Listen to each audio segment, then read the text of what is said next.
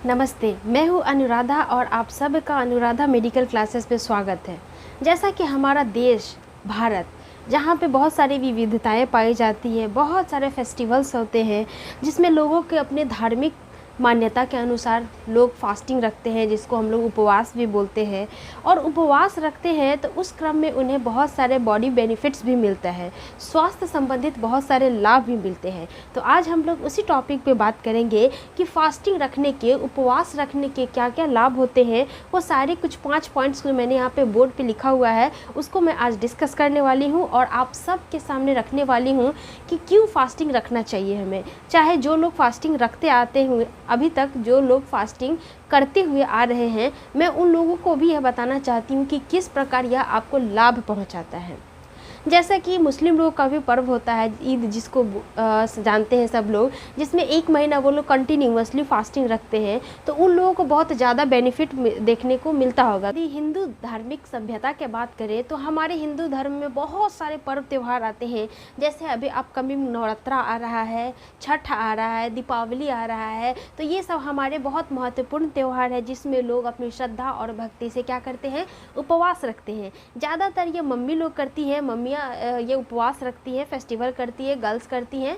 तो आज मैं वही बताने वाली हूँ कि क्यों हमें फास्टिंग करना चाहिए और कैसे यह हमारे स्वास्थ्य को लाभ पहुँचाता है। तो सबसे पहले देखिए कि ये बॉडी को डिटॉक्स करता है।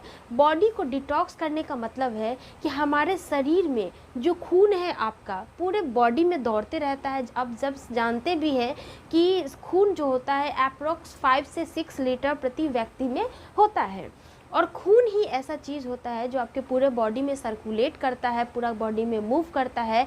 और अगर कोई भी इन्फेक्शन होता है, कोई भी गंदगी होता है, तो उस ब्लड के माध्यम से पूरे बॉडी में ट्रांसफ़र हो जाता है, पूरा बॉडी में ट्रांसफ्यूज़ हो जाता है। ठीक है, तो डिटॉक्स करने का मतलब हो गया विषैले पदार्थ को शरीर से बाहर निकाला।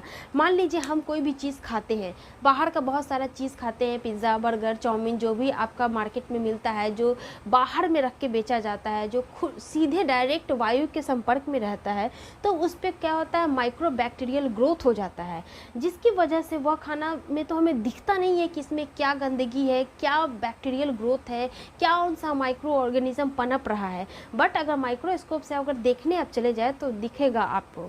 तो हमें बिना देखे हुए हम तो खा लिए, मस्त हमारा पेट एकदम फुल इंजॉय से आज हमने बर्गर खाया, मोमो खाया, चाउमीन खाया, लेकिन वो तो खा लिए। और खाने के बाद क्या होता है, बॉडी के अंदर कोई भी माइक्रो ऑर्गेनिज्म गया तो हमारे ब्लड में, ब्लड सेल्स में बहुत ज़्यादा ऐसे सेल्स उपस्थित होते हैं जो आपके इस माइक्रो ऑर्गेनिज्म को मारने का काम करते हैं, डिटॉक्स करने का काम करते हैं, किल करने का, फेगोसाइट करने का, जिसमें फेगोसाइटिक सेल होता है, मास्ट सेल होता है, हिपैरिन होता है। ये सारे चीज़ सिक्रेट होते हैं आपके ब्लड से और उस माइक्रो ऑर्गेनिज्म को मारते हैं, चुन चुन के मारते हैं। और जब हम खाना किसी दिन नहीं खाते हैं, उपवास रखते हैं, तो हमारे ब्लड को और ज़्यादा टाइम मिल जाता है, जिस वजह से क्या होता है, जो भी अनवांटेड चीज़ होता है, अगर खाना हमारे बॉडी में नहीं पहुंचा तो कोई काम ही नहीं है हमारे बॉडी को, तो उस केस में क्या करता है, ऐसे ही अनवांटेड पदार्थ को खोज खोज के मारता है और हमारे शरीर से बाहर विषाक्त पदार्थ के रूप में, जिसे यूरिन बोल रहे हैं, उसके माध्यम से बाहर निकालता है। इस प्रकार हमारा बॉडी डिटॉक्सिफिकेशन के प्रोसेस से गुजरता है और डिटॉक्स होता है हमारा पूरा बॉडी। तो यह एक सबसे बड़ा फ़ायदा होता है कि हमारे बॉडी को क्या करता है, एकदम शुद्ध बनाता है। नेक्स्ट है वेट लॉस। वेट लॉस कहने का मतलब हो गया कि किसी का पेट मान लीजिए बहुत ज़्यादा बढ़ा हुआ है। पेट बढ़ने का सबसे बड़ा कारण होता है यही अनवांटेड चीज़ को खाना, बाहरी सामान को बहुत ज़्यादा खाना, फैट वाली चीज़ों को ज़्यादा खाना। फैट जैसे वसा बोल रहे हैं, घी इत्यादि तेल को खाने से बहुत ज़्यादा जल्दी मोटापा बढ़ता है। तो जो लोग घी वगैरह खाते हैं तो उनका क्या होता है, सबसे ज़्यादा जो होता है, मान लीजिए हमारा डाइजेस्टिव सिस्टम है, ठीक है, फीमेल का ये पेट हमारा क्या होता है, इस तरह से थोड़ा सा ऑकवर्ड बन गया, 1 सेकेंड होल्ड कीजिए। ये हमारा ईसोफेगस हो गया। और यहाँ पे जानते हैं कि हमारा पेट है। अगर बाहरी संरचना देखें तो क्या होता है, हमारा पेट इस तरह से चर्बी ऐसे होना चाहिए नॉर्मल, बट क्या होता है चर्बी चढ़ जाती है, चर्बी बन जाती है, जिसको हम लोग क्या बोलते हैं, फैट की लेयर बोलते हैं। ये फैट का डिपोजिशन हो जाता है, जिस वजह से आपका पेट सबसे पहले निकलना स्टार्ट हो जाता है। कोई भी मोटापा जो होता है सबसे पहले स्टमी पे ही दिखता है, क्योंकि हमारा पेट वाला रीजन बहुत ही ज़्यादा क्या बोल सकते हैं, सॉफ्टी होता है, बहुत ज़्यादा यहाँ पे स्पेस होता है, ग्रोथ यहाँ पे, डिपोजिशन यहाँ पे बहुत जल्दी होता है। क्योंकि हम लोग खाना खाते हैं तो सबसे पहले कहाँ जाता है, पेट में ही जाता है, इसलिए सबसे पहले इफेक्ट आपके पेट वाले एरिया में दिखेगा और साइड साइड में पूरा चर्बी मांस जिसको बोल रहे हैं वो बढ़ा हुआ दिखेगा। तो जब हम लोग फास्ट रखते हैं तो हमारा बॉडी को क्या होता है, खाना का, एनर्जी का ज़रूरत होता है। जब एनर्जी नहीं मिल पाता है बाहरी किसी सोर्स से, जब बाहरी किसी सोर्स से खाना नहीं मिलता है तो हमारा बॉडी क्या करता है, इसी फैट को ब्रेक डाउन करने लगता है और इस फैट को तोड़ करके एनर्जी को प्राप्त करता है, जिस वजह से अनवांटेड फैट जो होता है ब्रेक डाउन होता है और धीरे धीरे हमारा मोटापा क्या होता है, कम होने लगता है। आप जानते हैं ना, सब लोग बोलते हैं डाइट पे रहते हैं, डाइट पे रहते हैं, तो डाइट का मतलब क्या होता है, ऑब्वियसली यही होता है बेस्ट वे में खाना खाना, प्रॉपर वे में।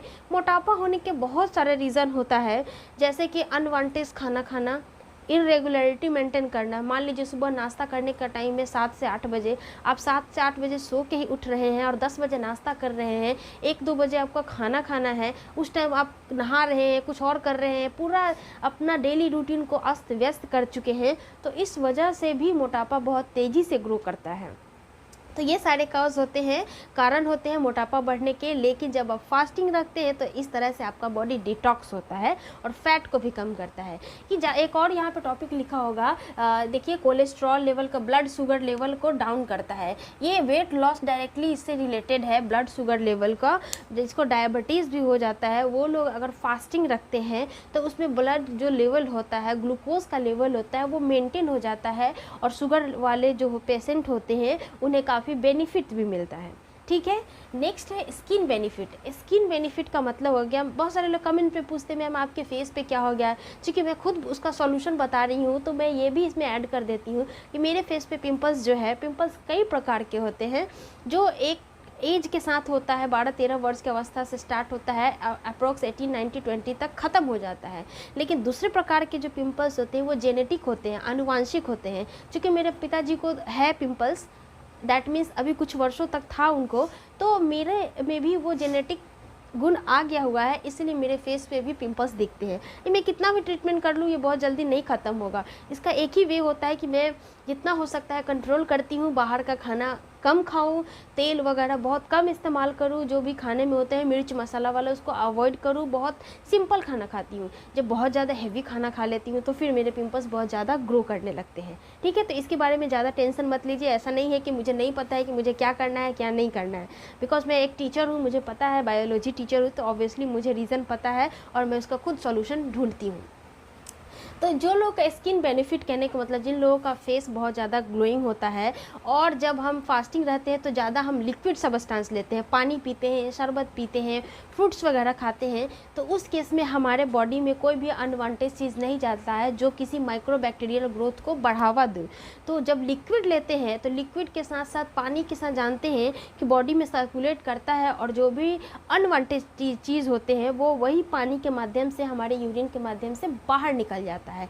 तो यह भी एक बेनिफिट होता है कि हमारे चेहरे को क्या करता है, बहुत ज़्यादा चमकीला भी बनाता है, फेस पे ग्लो भी लाता है। देखिएगा मम्मी लोग जब फास्टिंग करती है तो उसके बाद उनके कल होकर के कितना ज़्यादा फेस उनका ग्लो करता है। ऑब्वियसली एनर्जी तो डाउन रहता ही है, बट उनको फेस पे बहुत ज़्यादा ग्लो दिखता है, कुछ ना कुछ डिफरेंस जरूर देखिएगा, आप देखिएगा। मुझे उम्मीद है आप लोग देखिएगा। जैसे कि छठ पूजा वगैरह भी होता है तो 2-3 दिन का कंटिन्यूअसली फास्टिंग होता है, तो उसके बाद देखिएगा कितना ज़्यादा मम्मी लोग जो होती है सुंदर दिखने लगती है। ऐसे तो ऑलवेज दिखती है मदर, हमेशा ब्यूटीफुल ही दिखती है, बट फास्टिंग के बाद और ज़्यादा दिखती है। ये देखिए कोलेस्ट्रॉल लेवल जो होता है इसको भी कम करता है। कोलेस्ट्रॉल सब जानते हैं कि बढ़ जाता है तो हमें कितनी समस्याएं होती है, तो यह एक फास्टिंग का बेनिफिट होता है कि हमारे बॉडी में कोलेस्ट्रॉल लेवल को भी कम करता है। इसके साथ साथ बहुत सारे और भी फिजिकली एक्टिविटी जो होते हैं जो स्लो डाउन हो जाते हैं, मेटाबॉलिज्म जो होता है वो स्लो हो जाता है आपका बॉडी में, तो उस चीज़ को एकदम कंट्रोल कर देता है और बैलेंसिंग बना लेता है, जिस वजह से बॉडी जो अपना काम करना बंद कर देती है अच्छे से, वो फिर से एक लेवल में आ जाती है और धीरे धीरे अपने कामों को बहुत अच्छे से करती है। मेटाबॉलिज्म से संबंधित कुछ जानकारी चाहिए तो मैं एक बना चुकी हूँ वीडियो, श्रद्धा कपूर वाला ऐड वाला, वह जाकर के आप देखिएगा कि श्रद्धा कपूर अपने ऐड में क्यों बोलती है मेटाबॉलिज्म को कंट्रोल करेगा लिप्टन ग्रीन टी पियो। तो वहाँ पे मैंने मेटाबॉलिज्म बहुत अच्छे से समझाया है, आप वहाँ जाकर के देख सकते हैं मेरे वीडियोज़ को। अगर ये वीडियो अच्छा लगा हो तो वीडियो को लाइक, शेयर और सब्सक्राइब जरूर कीजिएगा। मुझसे डायरेक्टली बात करने के लिए इंस्टाग्राम अनुराधा मेडिकल क्लासेस को ज्वाइन करके वहाँ पे डायरेक्ट मुझसे चैटिंग से बात कर सकते हैं। तो मिलते हैं नेक्स्ट वीडियो में एक नए टॉपिक के साथ। अपना ध्यान रखिए। जय हिंद।